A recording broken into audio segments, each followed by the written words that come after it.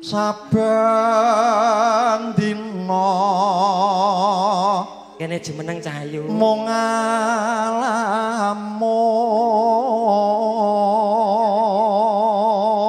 suwanten kok jan sampeyan landung adem jan niki anggitanipun Ki Tengkleng saking Boyolali angen-angen marang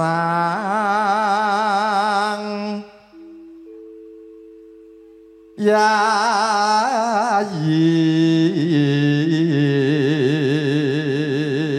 nun sewu biasanya kula mau ngobo lho Mas biasanya opo nggih mau ngobo kalau bayar sing nembang lah napa jan sing bayar kula tak rasa-rasake Mas piye swantene lho koyo mantanku lho alah mantan apa lho mantane keren ana jerlas meneh Purwantara Wonogiri bisnis mowi lho saking teh ngono kok dadak pamer nedya urip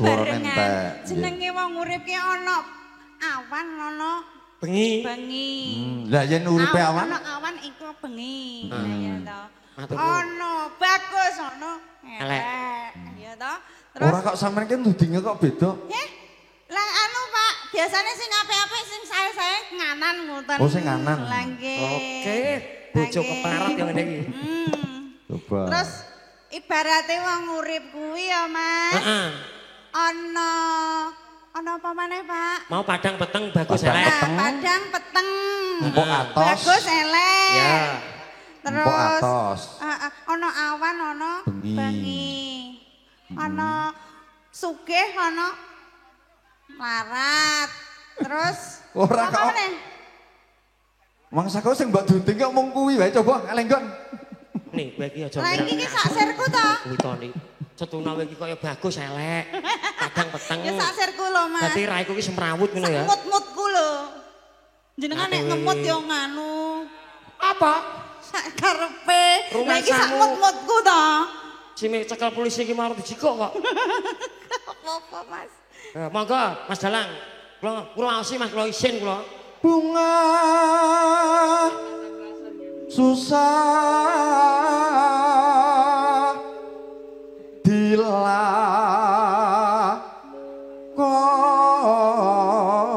dilakoni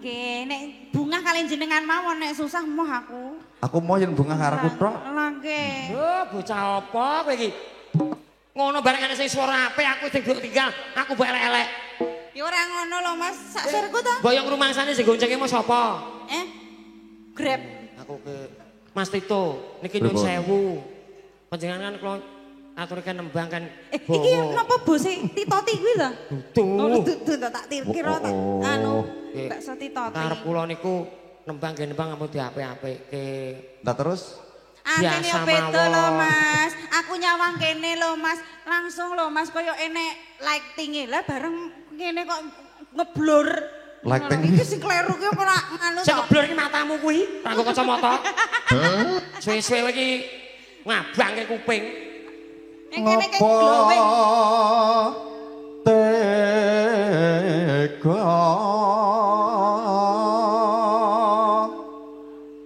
lan pun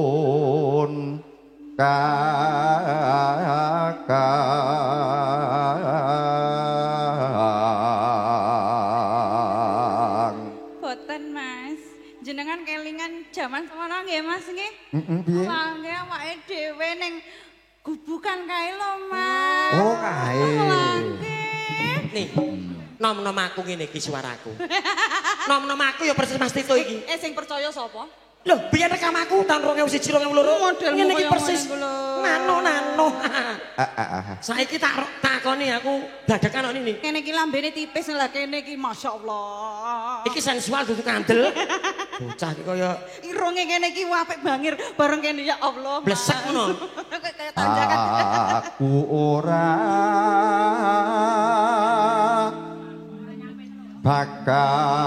bakal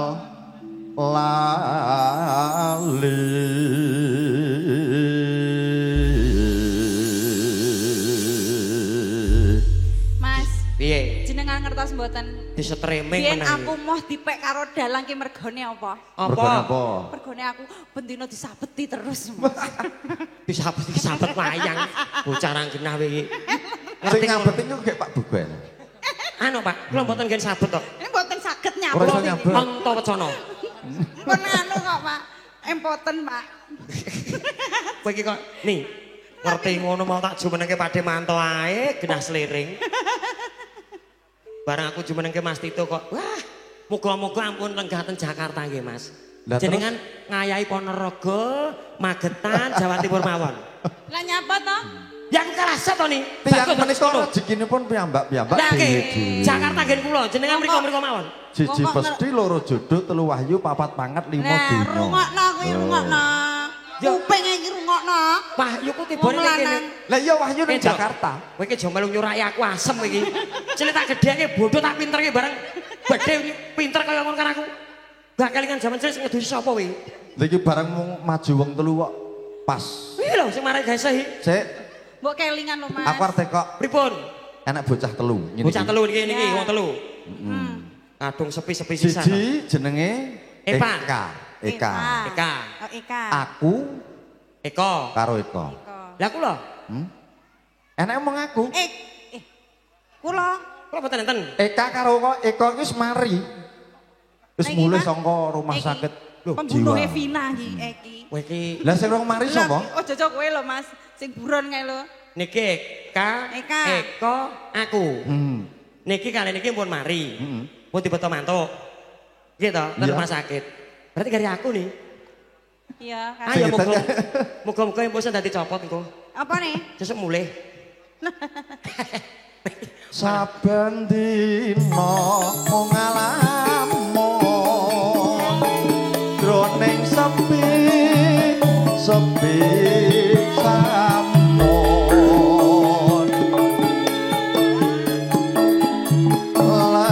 langgengane wong dulu wawayanganmu duh nimas wong ayu linalitan bisa lali saking ati ora pati apa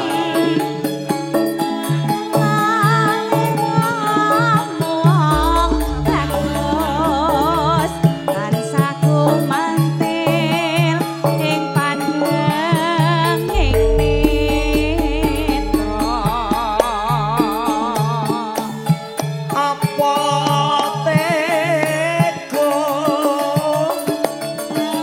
sira nimas cidra ing janjimu Epa saking teh brodol Epa nanti katresnan jati lamun mangkono piye katresnanku piye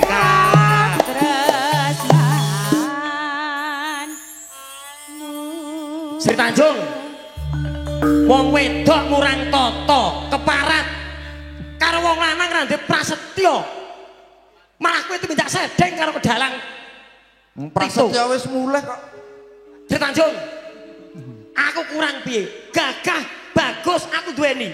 Bondo donya pirang-pirang. Aku mau banding-bandingin karo Tito. Kepala kowe. Kasunyatane lho, Mas. Kasunyataan piye? Ngomong. Jenengan ki pendekar lho, Mas. Pendekar piye? Pendek kekar. Yo. Kere. Wong tinggine semampe. Aku bolak-balik lho, Mas. Piye? Diparani. Kowe iki ana kurange ana wirange aku sing nutupi. Sri Tanjung. Kena bolak-balik aku diparani debt collector, Mas. Oh, ceritane iki diuber-uber debt collector. Nggih. Ya saiki ngene. Nek pancen aku mbok banding-bandingne karo Mas Tito. Saiki melu kono. Gak apa-apa, Mas. Kowe ngerti korbane pirang-pirang?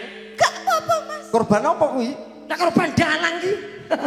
Timbang kowe. Lah nek aku mung seliramu. Aku mbok Liyane aku ora kenggo. Kurang piye wong ayu. Sing rukun wong loro iki sing rukun. Sri Tanjung. Lho, seragame padha, siji bagus, siji ayu. Sing cara wayang iki komoratih. Lah sing lanang kaya kum-kuman anduk. Kok kumkuman anduk iki lho. Lah sing wedok komoratih, sing lanang Komo Jaya Komo Jayane apik bagus lho yuk. Lah ya kuwi modele kaya ngene. Iya. Males gua malu. Kok Sayang. ya. Aja ngono to ya. Bendina iki sing ngopeni aku kok enek wong dalang bagus kok kenggo. Aku senengane ngono. Males gua gocangne kowe. Mangko Kang Mas kaprasnaku kaprasani bisa tinu Tak gendong kemana-mana. Condaklah prasetyamu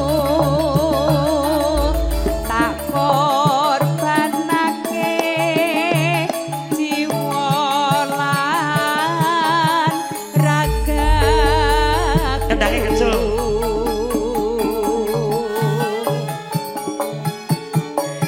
Wong ayu Sri Tanjung.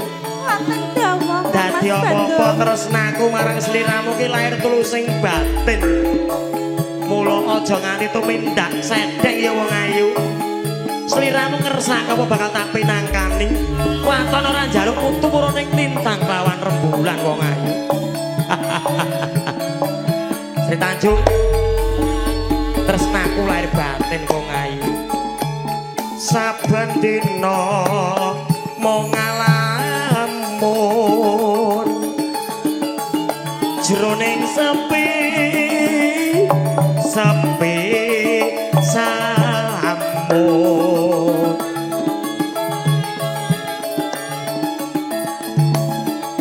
amung tansah katulung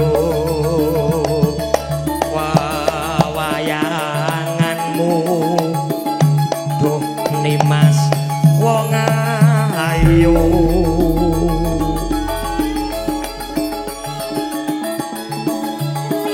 Linalitan bisa lali sayang hangat rucit hati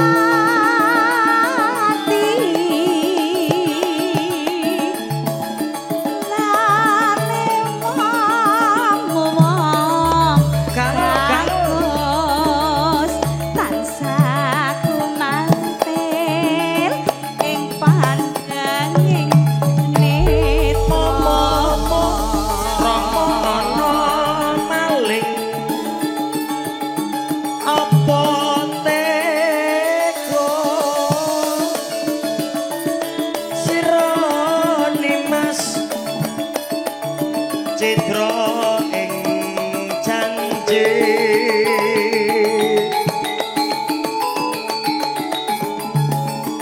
misahke katresnan jati lamun mangkono piye katresnanmu piye katres nanmu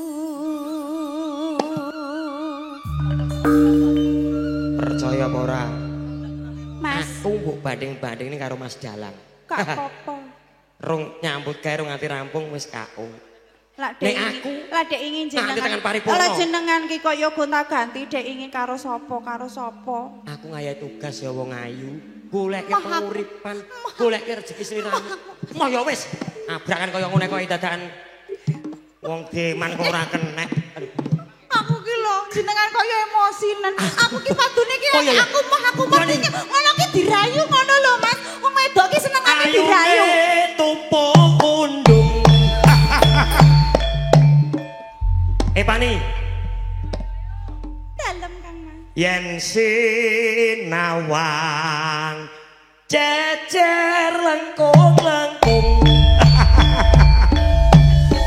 Kaya ngene karepmu. Iya. Tak gandrung sak bendina kurang. Heeh Mas pancene wong wedok ki nek ngambek ngono kuwi lho Mas kudune mbok rayu aja mbok malah mbok nesoni aku mah aku pusing tangkepi sasmita ngono lho karo wong wedok ngono lho wong wedok ki pancen ngono Mas wong lanang ki kaya ora mikir apa piye to Mas aku ki nek mau ngono mbok uber ngono lho Mas Yang ngajar ki pateni sik mikir ki. Mas kok rungone aku Iya. pancen wong wedok ki kaya Aku sing salah, aku sing luput wong ayu. aku mau dinesoni ngono lho Mas Gandos luwes sak solahe maraati nemlu.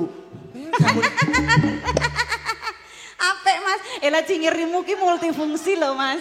Lah ya toh, kene ki yo nek gamelan Jepange barang lho.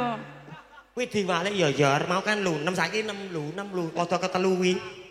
Wah, nyambut gawe do latihane ya apa? Mulakne Mas, jenengan ki aja lembur ae, cah-cah ki ngenteni nek latihan jenengan yo ora teka. Ngono bareng ngetokne ngono muring-muring. Jane salah sapa? Sing salah sapa? Ya aku nih sing salah sing pekok ki arep semene kuwi. Lah iya toh. Arranjere iki. Sing pekok sapa? Aku. Nah, Sing elek ya aku, sing peteng ya aku. lah ngono. Sing apik kono kabeh. Dintekke. Tekan ngendi? Dinteni cah nom-nom ki lho, lagune arep apa mau jenenge? Wirang. Ora, wewayangan ya, Mas. Lah Ya. iso. Ayo dintekke.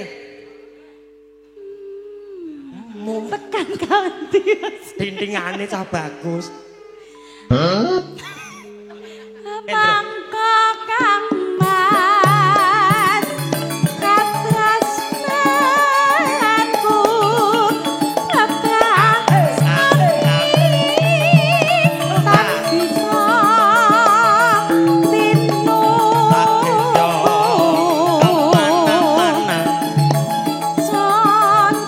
sondaklah prasetyamu tak korbanake jiwa lan ragaku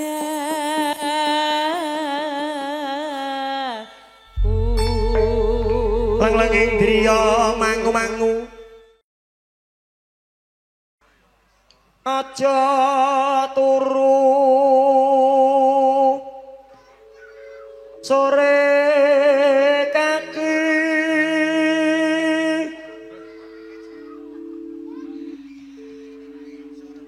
ana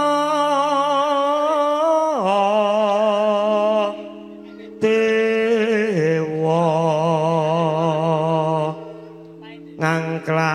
ngangklang jaga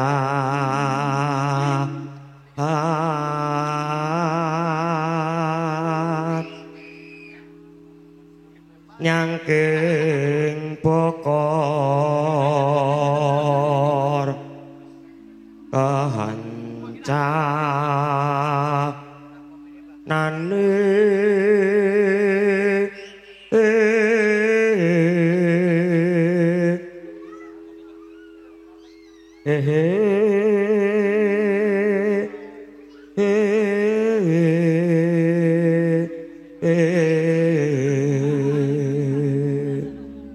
Hopper dek Pak.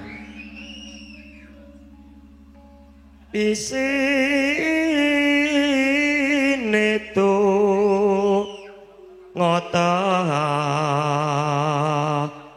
tula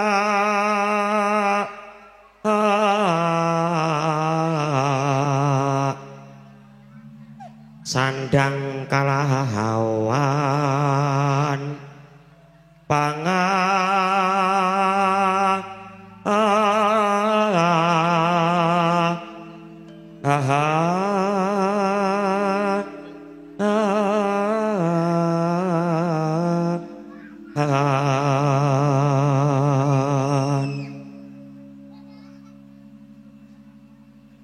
persinden kuwi. Nah.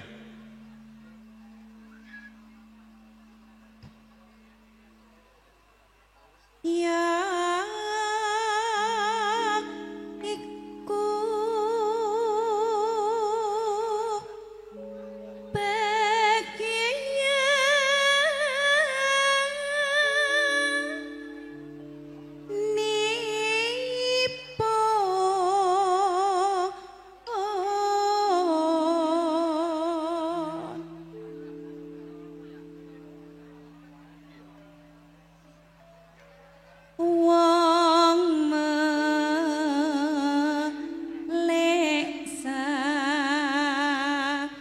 pernah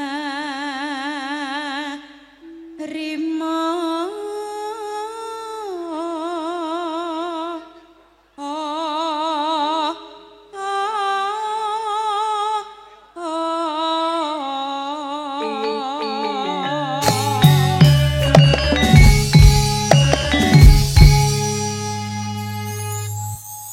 Gumyak sigrak cah nom-nom kabeh swara laya iki.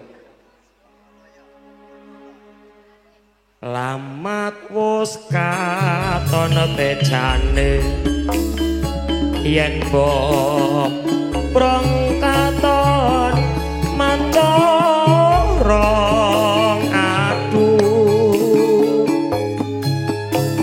wirakane sinawang tanah mbok soni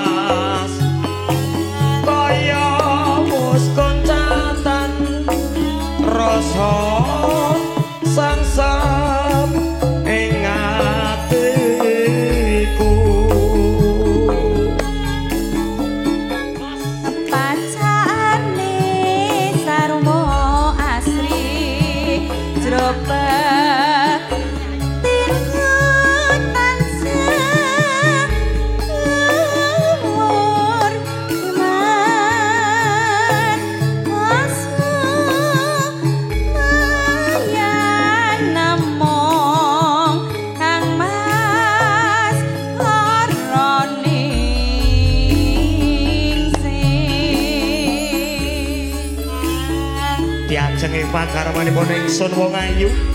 Kang Mas. Piye mungguh rasamu tak tinggal pirang-pirang dina nganti gantalan sasi. Ngupadi kidang kencana Mas, nanging aku urung entuk gati wong ayu. Urung entuk karya. Tansah ben mawon. Bombong rasane ngatiku wong ayu, wong ayu. Lamat wus katon tejane yen kok prangkat ton mantara aduh wirakane sinar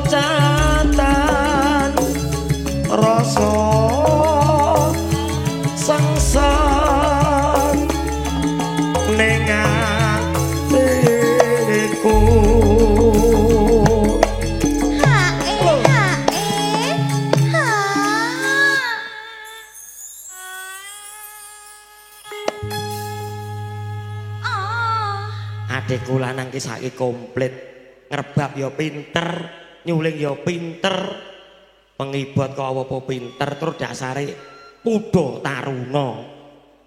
Terus dasare ya import, Mas. Kuwi iki Indo to kuwi. Bar naturalisasi gitu. Iki spesial kanggo anakku lanang, Mas Aditya Saputra sing ana Semarang. Ki lumantar kadung tresna ki langgam sing sakral wong ayu kanggo pusakane putraku sing ning Semarang. Muga-muga tansah bagya mulya, sehat ora ana alangan apa-apa, dadi lan krasane.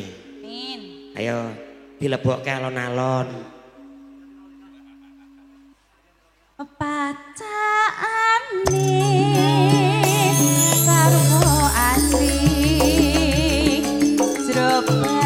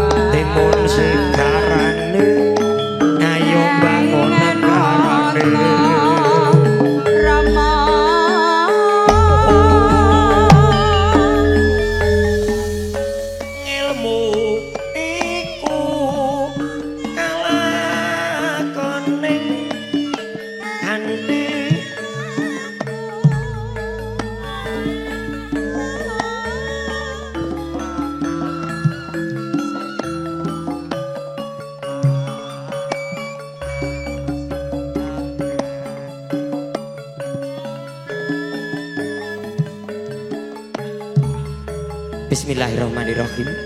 Assalamualaikum warahmatullahi wabarakatuh. Gembel kamardikan Mas Wahyu nggih. Dasan Ibu Yanti nembe ngrahapi es. Es napa setuteng niku? Wah. Oh, wedang ronde. Nggih. Kunjuk dumateng sadereng para lenggah. Para tamu kakung miwah putri sesepuh pini sepuh. Aji sepengang satu kinurmatan.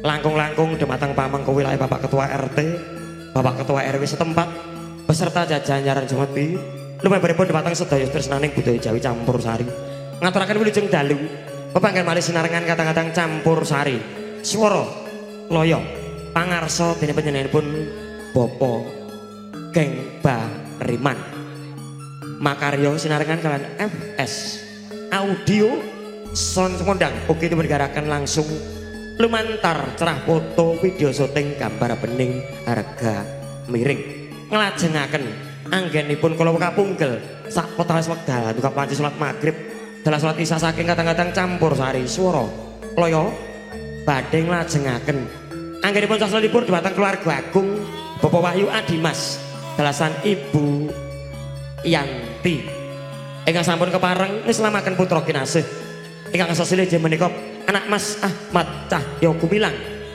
mugia putra ingkang sampun dipun kitan dados putra ingkang saleh putra ingkang tansah begunani tumrap nusa bangsa lan agamanipun tansah ngabekti dhumateng tiyang sepaipun amin ya rabbal alamin dhumateng para bapak ibu kang satu kinurmatan tasih sining guyung kadang seniwati wonten catur widyawati kala siang sampun kala temang setunggal pokok setunggal mbok bilih bapak ibu para lenggah para tamu ingkang kanampi katepen rawuh dalu menika kula temang setunggal pokok setunggal malih kadang seniwati ingkang nyengkuyung swara loya diurutne pinggir gedebok mijil saking tlatah Wonogiri sukses Giri Waya sawanipun Dayu Putri Bogel Wati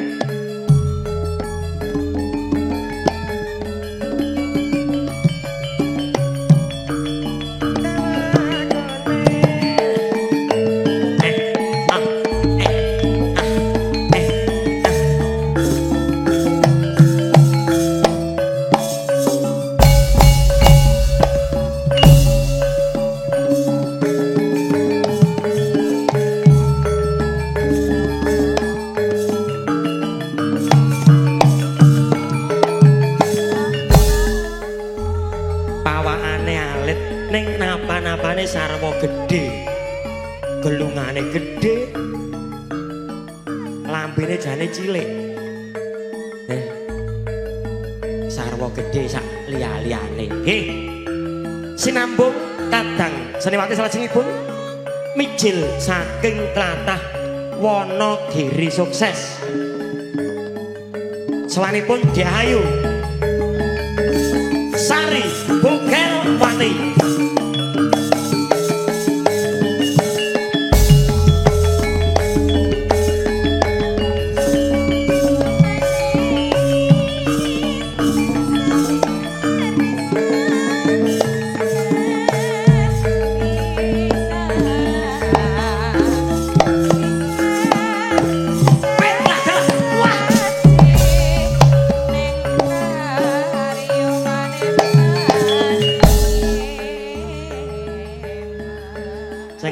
tanggap sasmita kok sing nemok ya instingnya masih kuat ya muga-muga tansah ngrembaka ya Mas tambah kuncara tambah laris aja wedi utawa aja wegah sinau sinambung kadang seniwati salajengipun mijil saking tlatah Purwantara Wonogiri sawanipun Dahayu Anjar Setiawati binti Bariman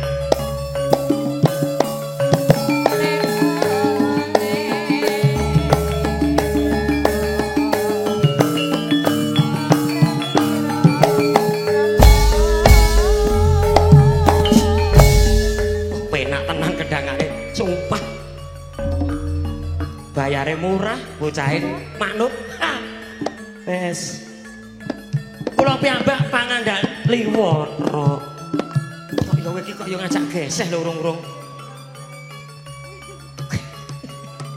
tasih setunggal kula kita mboten derek aku ra mbok anggap gak apa-apa iya Dik maaf Dik aku kilap setunggal malih kadang seniwati nyeng kuyung swara loya made in Kota Sragen Asri keturunan Wonogiri ibuipun Jatirata sanipun Dayu Fani Ratnasari Bogel Wati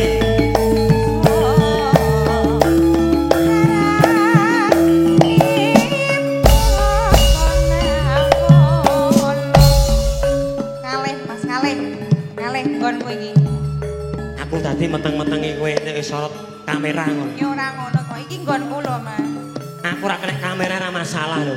Wis bacot terkenal di mana-mana. Kula piyambak Master of Ceremony. MC. Ki Bogel Ati Prayitno, Mijil Sakit Tata Bumi Sukawati, Sragen Asri. Saking pepanggungan Swara Loyo, FS Audio. Sang kondang cerah foto ngaturaken wilujeng dalu.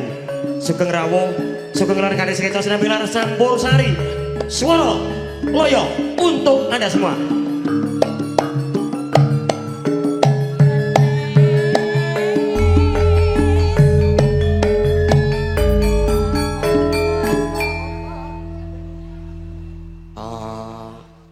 Wong prawira mati keberkan boto.